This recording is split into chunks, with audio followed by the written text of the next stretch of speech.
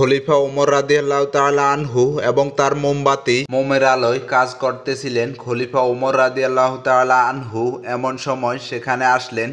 তার দুই আত্মীয়। খলিফা তাড়াতাড়ি ফুঁ দিয়ে মোমবাতিটি নিভিয়ে দিলেন। অন্য আরেকটি মোমবাতি ধরিয়ে অতিথিদের বসতে দিলেন। তাদের খোঁজ খবর নিলেন। কৌতূহল ছাপতে না পেরে একজন জানতে চাইলেন, আমাদের দেখে কেন আপনি আগের মোমবাতিটি নিভালেন আর নতুন একটি জ্বালালেন? খলিফা জবাব দিয়ে, আগের মোমবাতি ছিল রাষ্ট্রের সম্পত্তি থেকে কিনা। তোমরা যেহেতু আমার আত্মীয়, তাই তোমাদের সাথে আমার ব্যক্তিগত অনেক আলাপ হবে। আমার নিজের কাজে জনগণের আমানত থেকে আমি কিছু খরচ করতে পারি না। তাহলে আল্লাহর দরবারে আমাকে জবাবদিহি করতে হবে।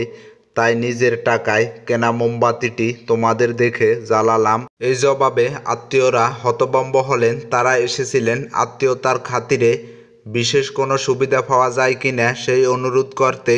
কিন্তু সামান্য মোমবাতি নিয়ে খলিফার এই বিবেচনা ও সতর্কতা দেখে নিজেদের প্রস্তাব জানাতে তারা আর সাহস করলেন না। আরেকবার খলিফার কাছে এক লোক অবৈধ সুবিধা চায়। খলিফার সামনে রাখা কিছু কাঠে তখন আগুন জ্বলছিল।